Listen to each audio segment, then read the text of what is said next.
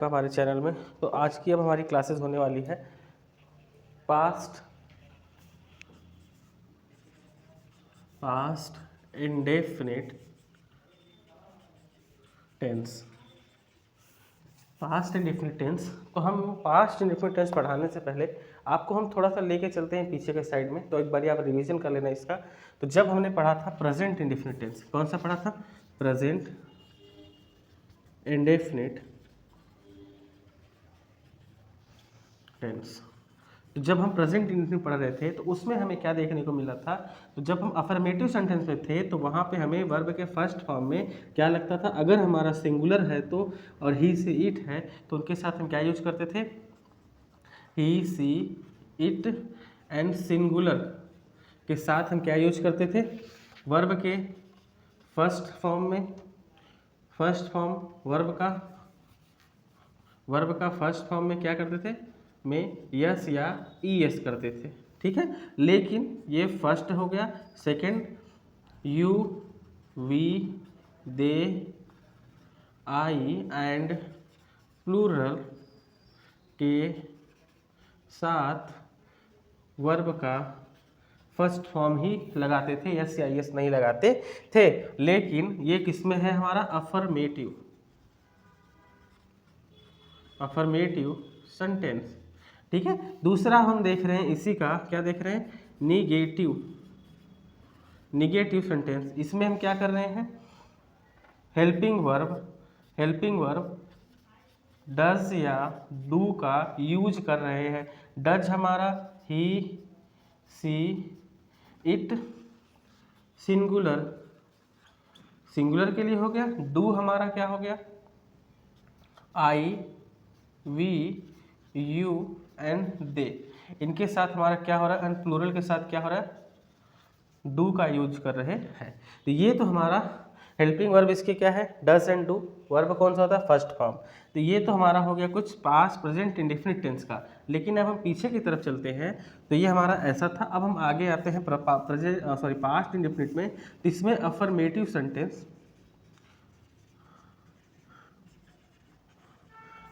Sentence में जैसे यहाँ पे भी वो हेल्पिंग वर्ब नहीं लगता था, वैसे यहाँ भी हेल्पिंग वर्ब नहीं लगता है। और क्या होता है? वर्ब का सेकंड फॉर्म लगता है। वर्ब का कौन सा लगता है? सेकंड फॉर्म लगता है, ठीक है। तो जैसे ही अफर्मेटिव सेंटेंस में वर्ब का सेकंड फॉर्म यूज होगा, और जैसे ही निगेटिव हम आएंगे, किस में आते हैं? निगेटिव में आएंगे तो हमारा एक ही इसका हेल्पिंग वर्ब होता है और वही यूज होगा, वो है इसका डिड। और यहाँ पे होता है वर्ब का फर्स्ट फॉर्म यूज होता है। तो जैसे ही हम निगेटिव में आएंगे तो हमारा हेल्पिंग वर्ब बनेगा डिड, और इसके साथ वर्ब का फर्स्ट फॉर्म यूज होता है। यही हेल्पिंग वर्ब इसका इंट्रोगेटिव में होगी, यही हेल्पिंग वर्ब इसका निगेटिव इंट्रोगेटिव में यूज होता है। लेकिन इसके अफर्मेटिव के सेंटेंस में वर्ब का हम सेकंड फॉर्म यूज करते हैं। जैसे कि राम, इसका एग्जाम्पल हम देखेंगे तो हो गया हमारा राम गया, ठीक है। या राम गया बोल सकते हैं, या राम जाता था, ठीक है।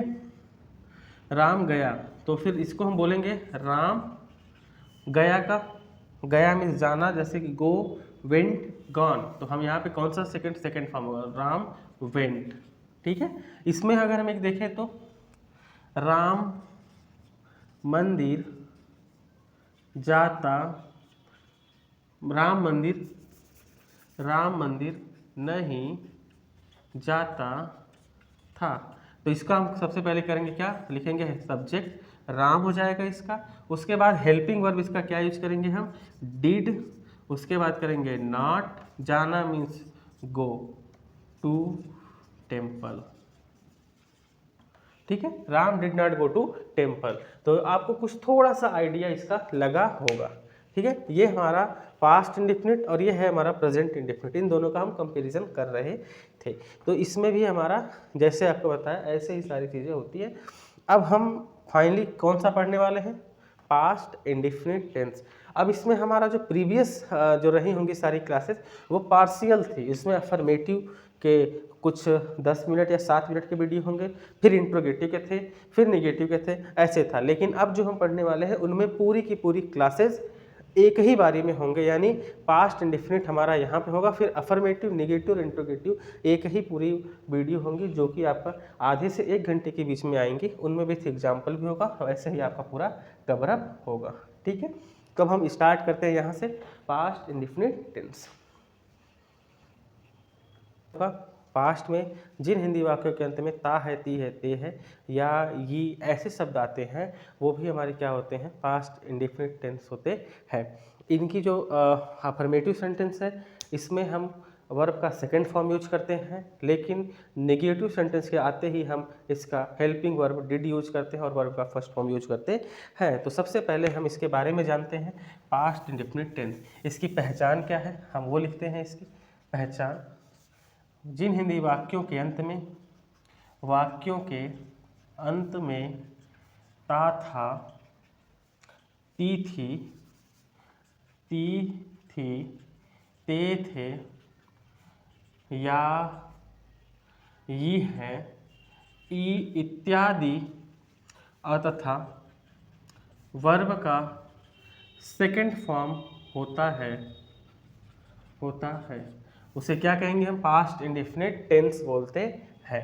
तो सबसे पहले इसकी हम अफर्मेटिव सेंटेंस की बात करें, किसकी बात करें,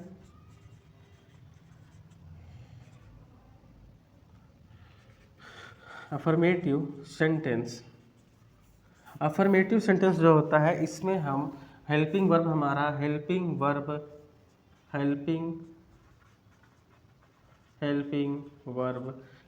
का यूज नहीं होता है। ठीक है, इसमें हेल्पिंग वर्ब का यूज नहीं होता है। जैसे एक एग्जांपल हम ले लेते हैं यहाँ पे,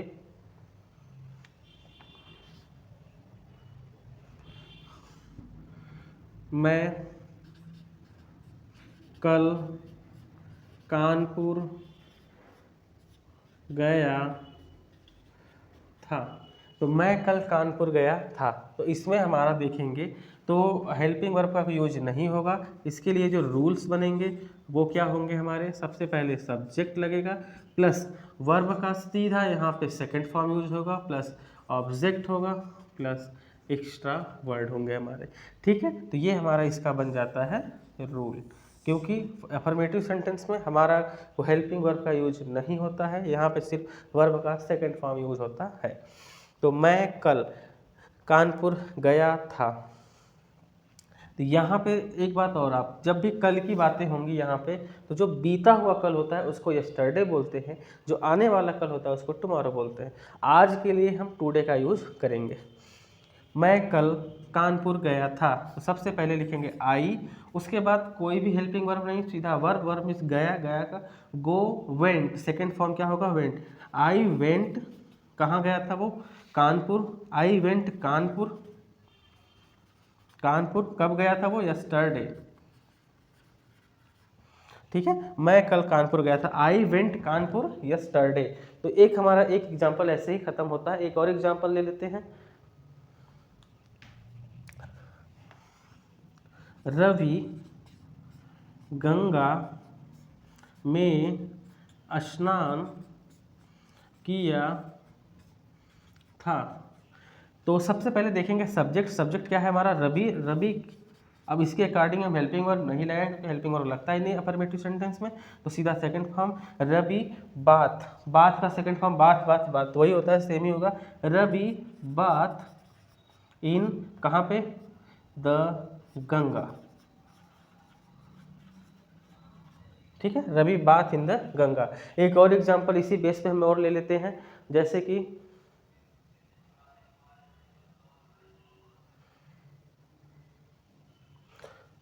उन लड़कों ने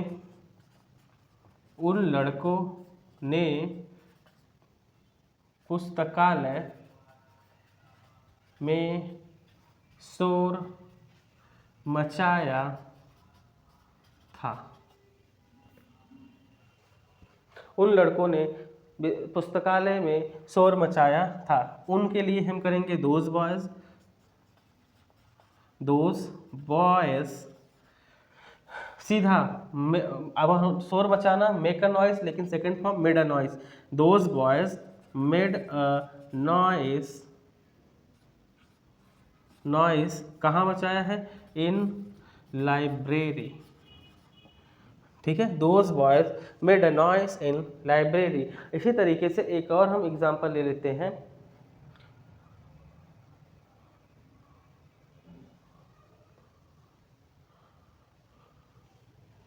पिताजी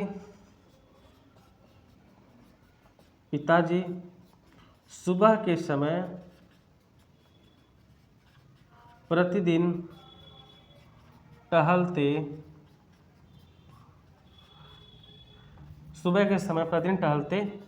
थे।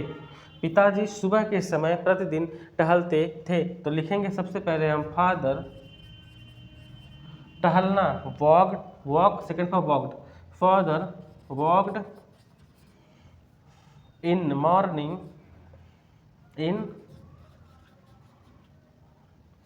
Morning daily. ठीक है, इस तरीके से हमारे ये 4 सेंटेंस कंप्लीट होते हैं। तो ये हम कौन सा पढ़ रहे हैं आज? Past indefinite. फिर से इसको हम बताते हैं आपको। इसमें है ता, ती, थी, ते, थे, या है, ये है, ये है, ई इत्यादि तथा। इसमें अगर हम इंग्लिश में सेंटेंस देखते हैं जहाँ पे वर्ब का सेकंड फॉर्म यूज होगा, वो हमारा सब क्या है? Past indefinite tense. इसमें हेल्पिंग वर्ब का यूज हम नहीं करते हैं। अफर्मेटिव सेंटेंस का सॉल्व करने का जब भी कभी आएंगे तो इसको रूल यही बनता है, सब्जेक्ट प्लस वर्ब का second form plus object plus extra word. एक सेंटेंस लेते हैं, मैं कल कानपुर गया था। आई वेंट, आई मिस मैं, गया का सेकंड फॉर्म गो का वेंट हो गया, वेंट कानपुर यस्टरडे। रवि गंगा में स्नान किया था, Ravi bath in the Ganga. ठीक है, उन लड़कों ने पुस्तकालय में शोर मचाया था। Those boys made a noise in library. पिताजी सुबह के समय प्रतिदिन टहलते हैं। Father walked in morning daily. इस तरीके से हमारा अफर्मेटिव खत्म होता है। अब हम इसके बाद आएंगे निगेटिव सेंटेंस में, फिर आपको हम बताते हैं। अब हम यहाँ पे बात करने वाले हैं निगेटिव सेंटेंस। अभी हमने जस्ट ऊपर ही इसके अफर्मेटिव सेंटेंस को कंप्लीट किया है। अफर्मेटिव सेंटेंस को करते टाइम हमें हेल्पिंग वर्ब का यूज नहीं करते हैं, हम हमेशा वर्ब का सेकंड फॉर्म ही लेते हैं। ठीक है, अब यहाँ पे वर्ब का सेकंड फॉर्म यूज होता था तथा वर्ब का अब यहाँ पे क्या है? ठीक है, ये पहचान हो जाएगी इनकी। अब दूसरा हमारा सेंटेंस क्या है? Negative sentence. निगेटिव सेंटेंस में हम हेल्पिंग वर्ब यूज करेंगे। हेल्पिंग वर्ब हमारा होगा क्या? हेल्पिंग वर्ब हमारा डिड का यूज होता है वर्ब का फर्स्ट फॉर्म के साथ। अब इसमें हम एक एग्जांपल ले लेते हैं, फिर उसको और आसानी से समझेंगे। तुम कल आगरा नहीं गए थे। तुम कल आगरा नहीं गए थे। तो सबसे पहले इसका रूल देखेंगे। रूल इसका क्या है? सबसे पहले यूज होगा सब्जेक्ट प्लस, उसके बाद हेल्पिंग वर्ब इसका आ जाएगा डिड प्लस नॉट प्लस। अब यहाँ पे वर्ब का सेकंड फॉर्म हमारा अफर्मेटिव में यूज था, यहाँ पे हम करेंगे वर्ब का फर्स्ट फॉर्म यूज करेंगे प्लस ऑब्जेक्ट करेंगे प्लस एक्स्ट्रा वर्ड। तो ये हमारा बन गया इसका रूल।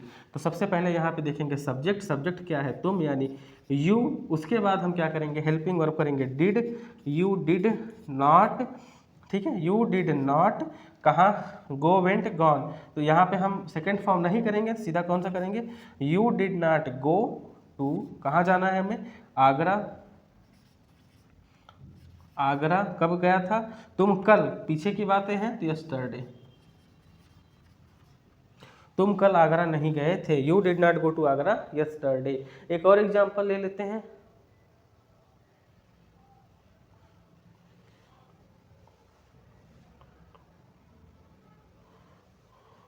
वे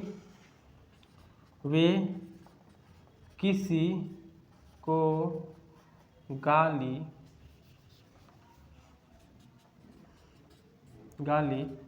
नहीं दिया। उन्होंने किसी को गाली नहीं दिया था। उन्होंने वर्ड यूज हुआ है तो उन्होंने के लिए हम करेंगे दे के बाद सीधा करेंगे डिड। हेल्पिंग वर्ब हमारा होता है दे डिड नॉट, सीधा अब्यूज। गाली के लिए क्या करेंगे? एब्यूज फर्स्ट फॉर्म है abuse. They did not abuse किसको? एनी बडी या any person. They do not abuse any person, उन्होंने किसी। तो अब हम चलते हैं यहाँ पे इंट्रोगेटिव सेंटेंस। इंट्रोगेटिव सेंटेंस, तो इंट्रोगेटिव सेंटेंस के लिए हमें क्या करना होगा,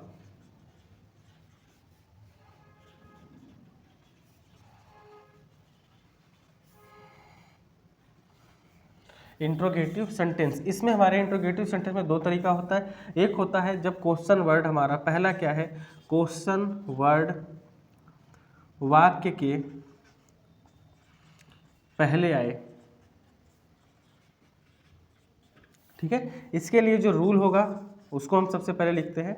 सबसे पहले जब भी क्वेश्चन वर्ड अगर वाक्य के पहले आता है तो हम स्टार्ट ही करते हैं कहाँ से, हेल्पिंग वर्ब। इसका हेल्पिंग वर्ब है डिड, उसके बाद करेंगे सब्जेक्ट प्लस वर्ब का first form plus object plus etc extra word जो होंगे, लास्ट में क्वेश्चन मार्क। तो ये हमारा फर्स्ट वाले के लिए रूल बनता है, ठीक है। जब भी कभी वाक्य में ऐसे आते हैं तो हम ऐसे ही ट्रांसलेट करेंगे। अब हम एक एग्जांपल देखते हैं। क्या यह लड़का यहाँ सोया था? क्या यह लड़का यहाँ सोया था?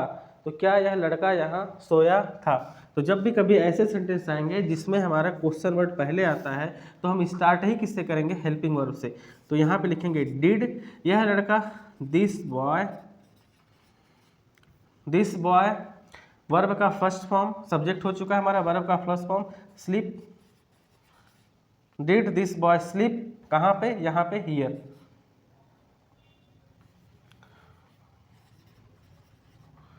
Did this boy sleep here. इसी तरीके से अब हम एक और एग्जांपल लेते हैं।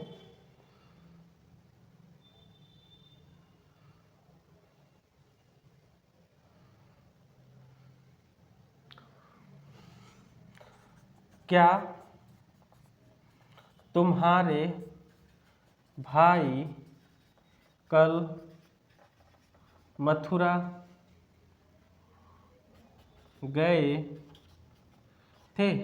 तो सबसे पहले यहाँ देखा क्या वर्ड आया है, तो लिखेंगे डिड योर ब्रदर गया, गो टू मथुरा, कब गए थे, यस्टरडे, ठीक है। एक तो हमारा ये तरीका होके कंप्लीट होता है। दूसरा है जब हमारा क्वेश्चन वर्ड वाक्य के कहाँ आ जाए, बीच में आ जाए। इसको इरेज करते हैं, फिर दूसरा आपको बताते हैं। तो ये हमारा आ गया था सेंटेंस जब वाक्य पहले आए थे। अभी क्या है, जब सेंटेंस कोई वाक्य के क्या हो जाए, पहले की जगह कहाँ आ जाए, वो बीच में आए, ठीक है। तो बीच में जब आएंगे तो उसकी सबसे पहले हम क्या बनेगा रूल हमारा, क्वेश्चन वर्ड, उसके बाद did plus subject plus verb का सेकंड फॉर्म प्लस ऑब्जेक्ट। ये हमारा रूल नंबर 2 बन गया। अब इसके लिए एक एग्जांपल लेते हैं। तुम आज कहाँ गए थे? तो सबसे पहले इसमें देखेंगे हमारा कहाँ वर्ड आया है, तो इसके लिए हम यूज करेंगे क्वेश्चन वर्ड वेयर, उसके बाद डिड फिर सब्जेक्ट हमारा हो जाएगा यू, वेयर डिड यू गया, गो कब गए थे, today, where did you go today. तो ये हमारा एक पहला सब हो गया सेंटेंस। एक दूसरा लेते हैं इसी तरीके से।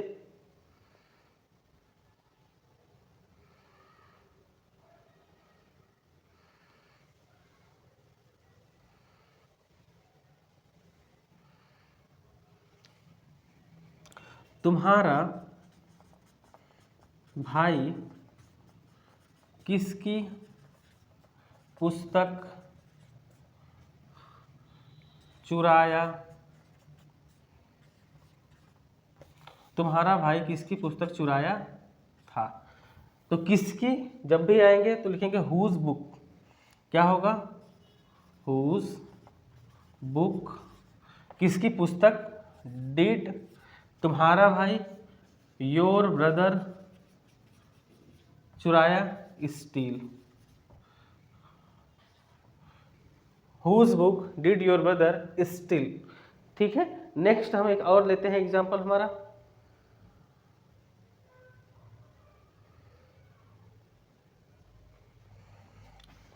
पर्वत ने गिलहरी से क्या